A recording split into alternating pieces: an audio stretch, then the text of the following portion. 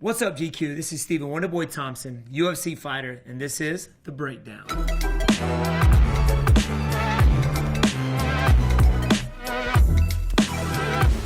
First up, we have The Way of the Dragon.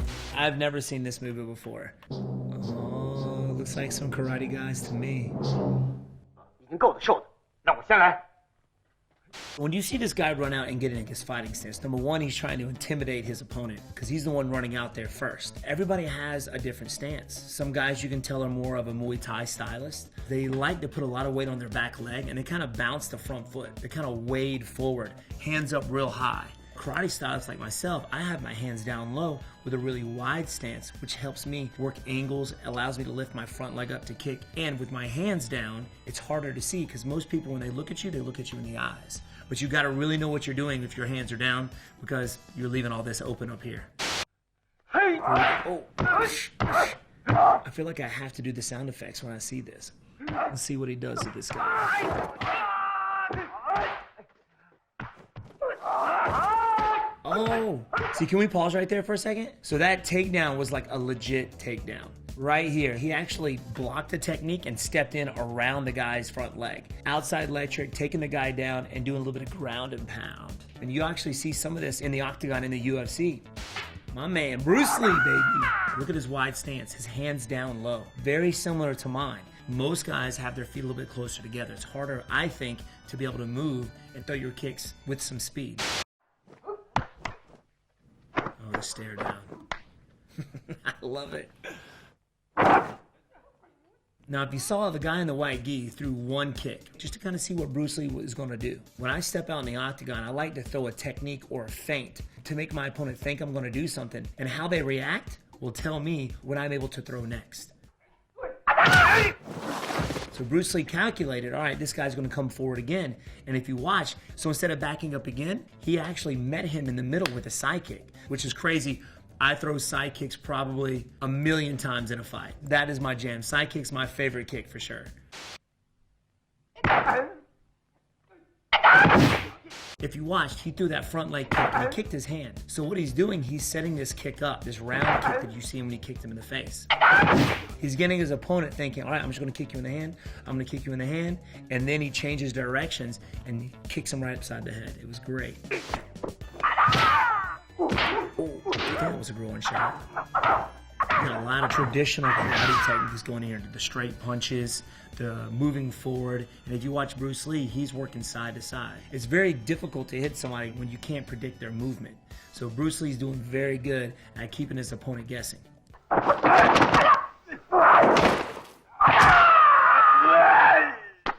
never seen anybody get knocked out with a PP strike. But if you saw there that double leg takedown, in my karate style, which is the Kempo karate style, 99.9% of the time in a street situation, you're going to end up on the ground. So we work double legs all the time, and you see this in MMA as well. I think the technique could be a little bit better, but hey, back in the day, you never really saw these type of guys doing these kind of takedowns before, so that was very surprising.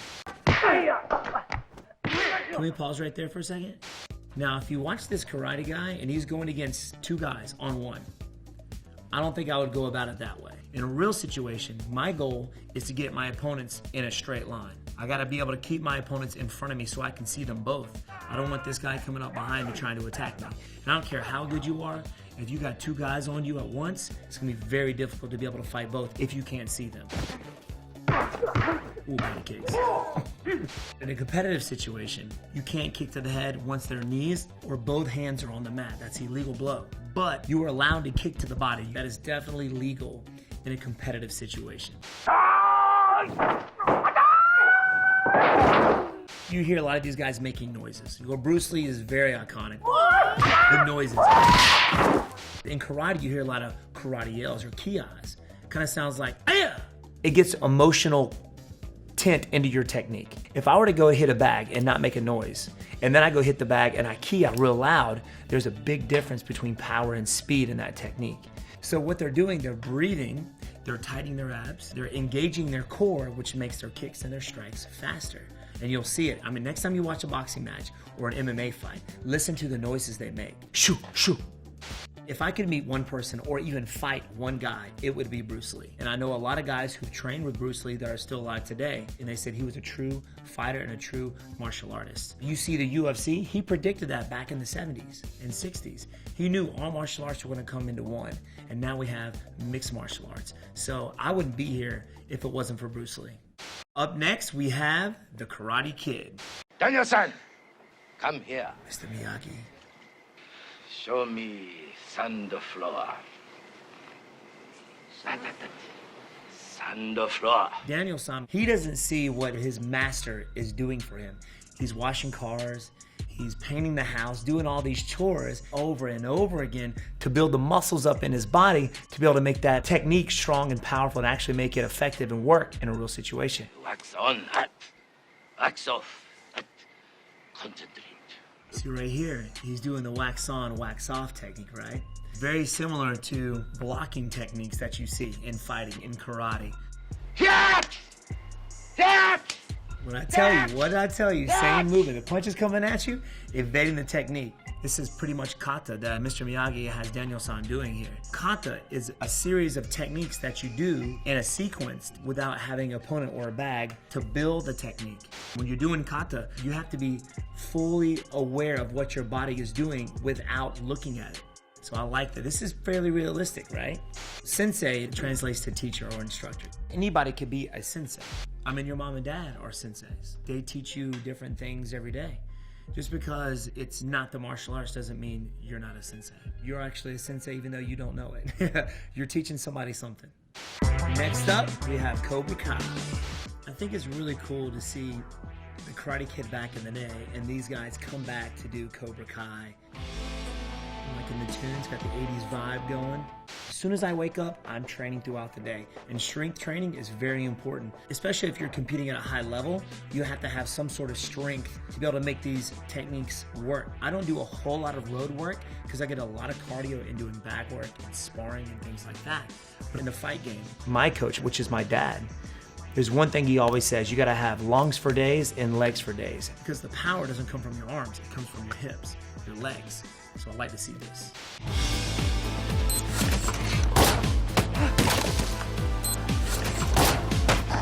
I've never had somebody shoot softballs at me, but I have had people throw tennis balls at me. So working on your reaction time, to be able to see a ball or a fist coming at you, you have to have the right amount of reaction time to be able to evade or to counterattack that punch or kick. Because when you're out there in a street fight, street situation, or a competitive situation, thinking is too slow. There's no tapping in karate. A rear naked choke done properly, it's very difficult to get out of. And once it locks up, you're done. It takes about 4 seconds to make somebody go to sleep. So I know in a street situation, if anybody grabs me around my neck, I think of that as a life or death situation. The best way to get out of it is to not get there in the first place. I would not want him as a sensei because he's beating the crap out of his student. But I actually spar some of my students as well, very lightly. They think it's cool that they're sparring with a professional UFC fighter. So now you're seeing him start to block these techniques. Over time, he's got this muscle memory down, he knows what blocks to use, and he's keeping his eye on his opponent, which is the ball. Before, he was looking at his instructor and was getting hit. And now he's keeping his eye on his opponent. Oh, what? That wasn't fair. If you want a fair fight, dream on. You can't always think your enemies are gonna play by the rules. That is so true of what his master said. In a street situation, the enemy's not gonna play by the rules. So you gotta be ready for whatever. In MMA, mixed martial arts, your opponent could be a striker, could be a grappler, could be a wrestler. So it's my job to go out there and adapt to my opponent. And if you don't have that adaptability, you're gonna be in some trouble. Next up, we have a scene from It's Always Sunny in Philadelphia. All right, stop real quick. Guys, I see this all the time. You get this high-level black belt on the mat doing these cool, crazy kicks, and then you look over and you see this kid or whatever trying to mimic what this high-level guy's doing, and they're just looking like idiots. Hi. Okay, now bow. Not to me, Karate Kid, to him. Oh. In karate, we always have a beginning and an end. We come to ready, we tension, and we bow. Now in Japan many years ago, that's how you greeted people. But when we bow, we never take our eyes off our opponent. As soon as you take your eyes off your opponent, that's when they attack. Fight! Block, point, Mac. What? Guys! Pause. There are different places on the body that you get points for. If I block a technique, I should not be able to get a point for that. A hit to the body, that's a point. A hit to the head, that's a point. Now, if I kick you in the head, that's 2 points. Certain organizations have different point systems, but that's usually how it goes. I got a point! He turned his back to his opponent, which I don't think is a good idea when you're competing with somebody ever. When I fight you, my goal is to try and keep my eyes open the entire time, not to blink. There are people out there that are that fast. I always look right here at the chest. And the reason I do that is because I use my peripheral to see the entire body. If I look at you in your eyes, I can't see your feet. If I look at your feet, I can't see your hands. So I look right here, center mass, and I stare.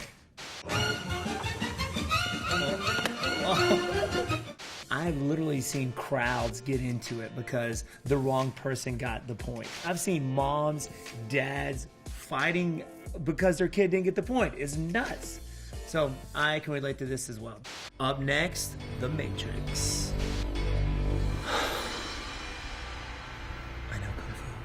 I know Kung Fu. Yes, I'm talking about karate, and he just said, I know Kung Fu. But that was just the last one he downloaded into his brain. There is some karate in there as well. And a lot of techniques from different styles are very similar. If you're a true martial artist, you're not just gonna stick with one style. You're gonna try and integrate other styles into your arsenal to make you a better fighter. This is a sparring program, similar to the programmed reality of The Matrix. It has the same basic rules like gravity. I can quote this entire movie. All right, let's keep going, I'm sorry. Then hit me, if you can. This is a little dramatic, I would say. I would never do this out in a street situation or a competitive situation. I just bring my hands up or get into my stance, ready to do battle. This is my favorite scene right here. The very first few combos that they do is really cool.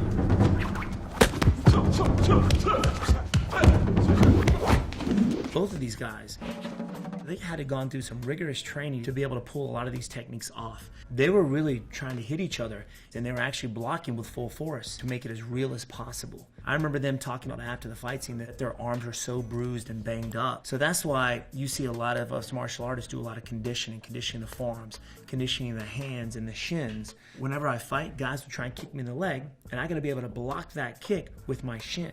And if it's not conditioned, it's gonna hurt pretty bad. And I've actually seen shins break in a fight.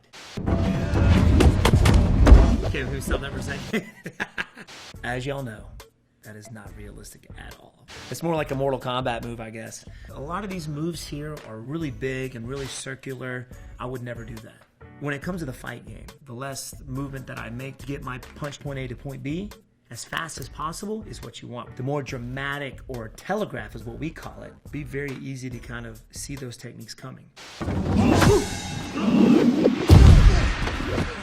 I've had my legs caught a few times. I'm known for my kicks in the MMA world. I've never flown like that, but people will try and catch your feet. I've actually flipped out of guys catching my foot to be able to get my leg free. I've done that before. Catching the legs is a very common thing in MMA. Now, if you watch, one guy is very calm and collective, and the other guy is very jittery, kind of spastic, which is Keanu Reeves' character. You want to stay calm. When you're relaxed, your techniques kind of pull off with more snap. You're more accurate. You're conserving your energy when you're out there too. And that's how I try to fight when I'm out in the octagon. With a spin back kick, I love that. It's one of my favorite techniques. It's a side kick with a spin. Now when you spin, you're generating more power and more torque, which makes that technique really powerful. But you gotta be careful, because for a split second, you got your back turned to your opponent. So you gotta really know how to set it up for it to be effective. I wish I could jump that high and in slow motion. There are different ways to get up when you're on the ground. I wouldn't recommend that. That is a cool way to do it. But I think if I did that in the octagon, everybody would be like, what? It's more like a breakdance move. So it's like breakdance fighting, I guess you could say. And stop right there. I'm just gonna say that's not realistic.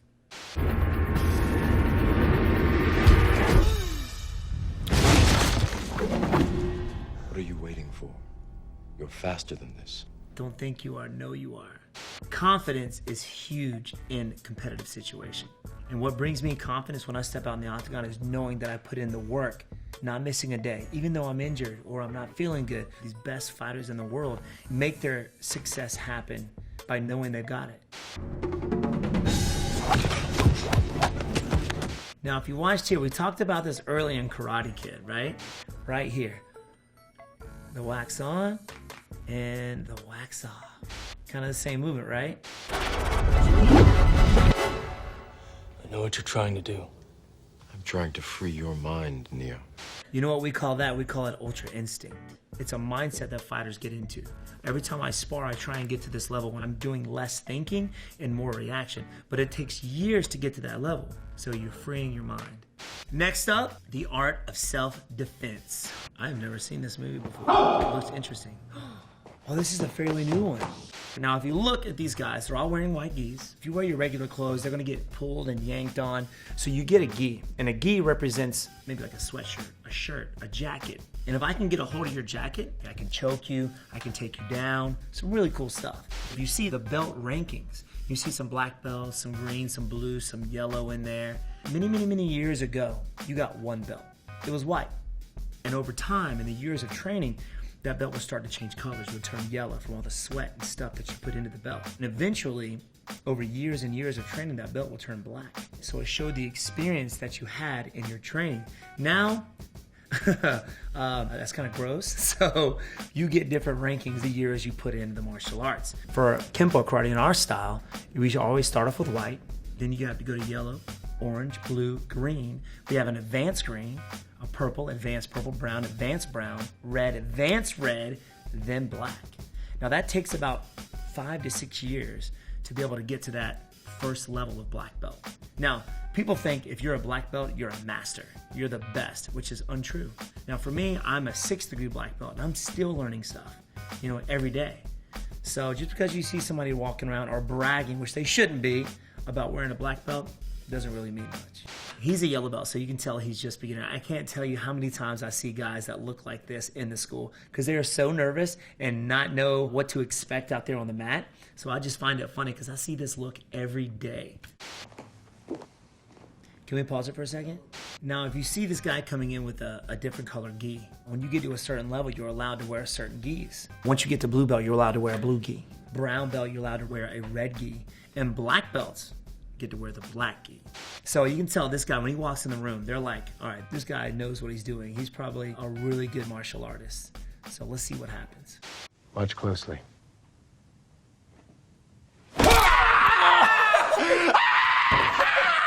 Oh, what? Yeah, this guy's school would not be open right now if that happened. This is amazing. For one, that's Darth Maul. Number 2, this guy would be in jail right now.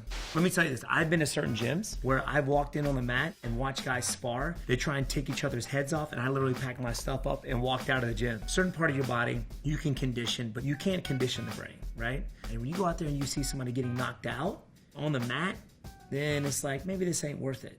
Next up, Step Brothers. You want to go do karate in the garage? Yup.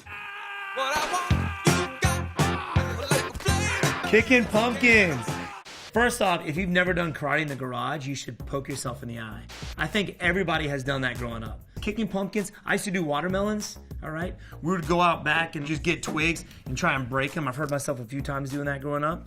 Just be careful when it comes to the garage. Don't pick up your mom and dad's tools. Don't be trying to karate chop bricks. You will hurt yourself. But I find this funny because I used to do this. He kind of went with like a little tiny windmill action that he did with his hands. Realistically, if you threw a punch and you didn't bring your hand straight back, you're getting knocked out. You never want your hands to dip because it leaves your head open. Bad technique, he's even punching with the wrong part of the hand. What you want to hit with is the 2 big knuckles. And they line up directly with the forearm, which is good for pounding. All right, Will Ferrell, John C. Reilly, you need to come see me. I need to work on your karate skills. You tried, but failed miserably. By the way, one of my all-time favorite movies is Step Brothers. I gotta give you that. Up next, Fighter in the Wind. Ooh, looks like a challenge here. Got the blue gi versus the white gi. Ooh. Pause it right there. I've seen guys get dropped with body kicks just like that. So that was like realistic right there. If you've never had the breath knocked out of you, come see me. I'll help you experience that real quick. I'm pretty sure he's really hitting these stuntmen. I would not want to be these guys getting kicked in the face like that. As you can tell, the guy on the right is more conditioned than the guy on the left. He hit him with a leg kick, he didn't phase him one bit. The other guy hit him in the leg, and you could tell it did some damage for sure. This guy's thinking about how he can get out of this. So right now, they're having a battle of who's tougher. Even in sparring, guys that I've been training with my whole life, we kind of go out there and see who's tougher. We'll hit each other in the body, but we'll let each other hit each other. And the first one to break or to kind of rub their body loses.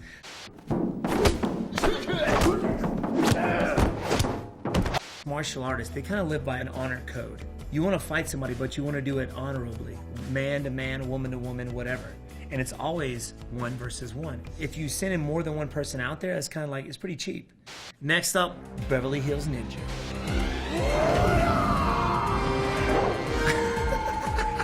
No one messes with my brother! Everybody was Oh, there you go, that spin kick again. It works. And Chris Farley did it like a champ. Go, Chris. Oh, freeze. This is the first I've seen in all the films that I've seen so far, using something other than your fist and your feet to defend yourself with. In karate, we do things like that. We'll have classes to where, all right, I want you to pick something up at home, bring it to class. You can use that to help defend yourself. It could be a lunchbox or a shoe. Here, he uses his belt, which I think is pretty cool.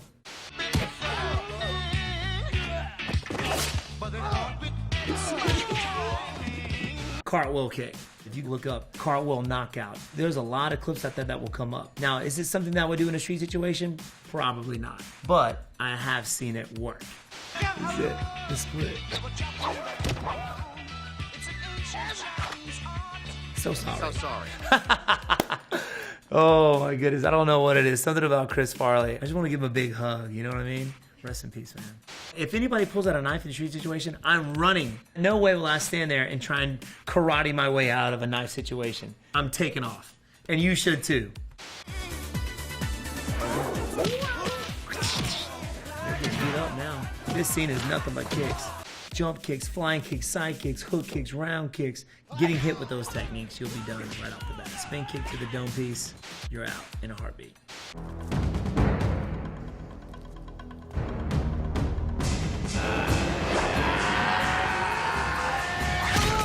See there? The flying kick. These guys had time to turn around and look at each other and decide, you know what, we're just gonna duck. That's why you never do a flying kick. Now, flying kicks were invented to knock samurai off a horseback. A little history lesson for you. Next up, one of my all-time favorite martial artists, Jackie Chan in Gorgeous.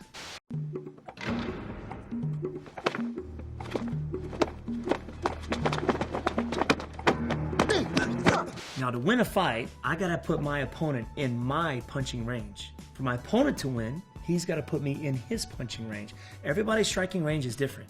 I like to keep a longer striking range because I know I can close that gap faster than my opponent can. So if you watch here, the guy moves forward, but Jackie Chan is not letting his opponent get in his striking range. That's why he's backing up. Who knew that fighting can get so detailed? Now, do you see how these guys are moving, how they're bouncing around? Everybody has two types of movement when it comes to fighting. You have your initial movement, which is the very first movement you make before you throw a technique. Some people call it telegraph. And you have constant movement. Well, if you're really good, you can actually disguise your initial movement with constant movement. It's hard to hit a target that's moving. If you're standing still, pretty easy to hit, right?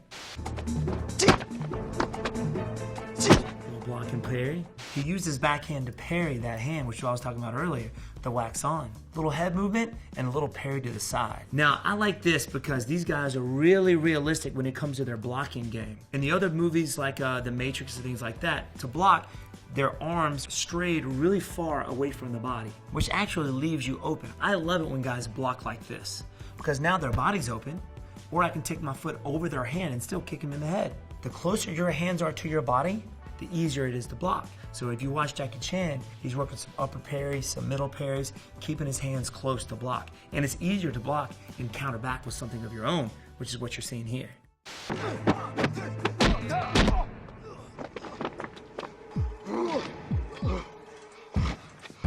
Wait.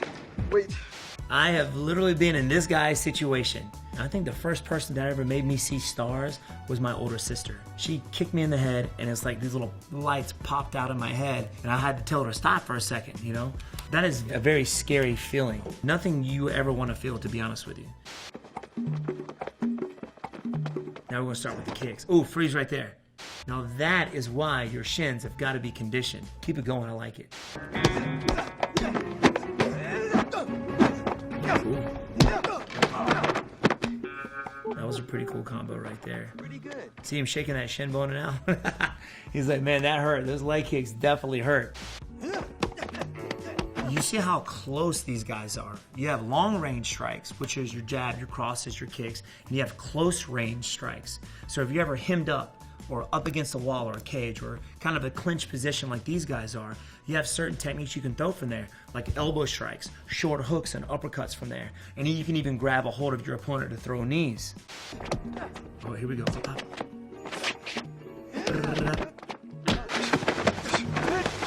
Now freeze. Now this is where this honor system comes in. If I want to beat you, I want to beat you at your best. If you fall down, I want you to get back up. I don't want anything to cheapen it. Especially when you're just sparring, you help him up. You want to be honorable in this situation. See, look, he's like, all right, I could hurt you here, but I'm not going to. I like that. That's what being a martial artist is all about.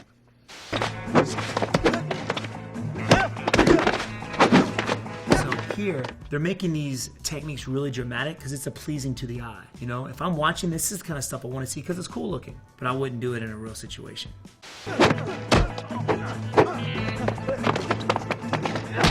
Ooh, that spin back into the chest doesn't feel good. Come on. Just smile. It says just smile. So what he's thinking is, you know what? I'm gonna go out here now and just have fun. Because sometimes you can overthink things. My dad always says before I step out in the octagon, no matter what, your family's still gonna love you. Your students and your friends are still gonna love you. So just go out there and have some fun. And that always calms me down before I step out there. So that's kind of what he's going through right now when he sees the smile. See, now look at him. He's like, oh, I'm relaxed now. Let's go. Every time I step out to the octagon, I always come out with a smile on my face. I actually walk out to Tenacious D, Wonder Boy, which is a quality song. If you haven't heard it yet, it's awesome. But it always puts a smile on my face. In the game, there's a lot of guys that try and get in your head by me mugging you or talking a lot of trash, and I eat them up with niceness. I just smile at them. No matter what you do, if it's a stressful situation, think of something that puts a smile on your face. You'll find out that it helps you a lot. Thanks, guys, for coming to hang out with me for the breakdown. GQ, catch y'all later.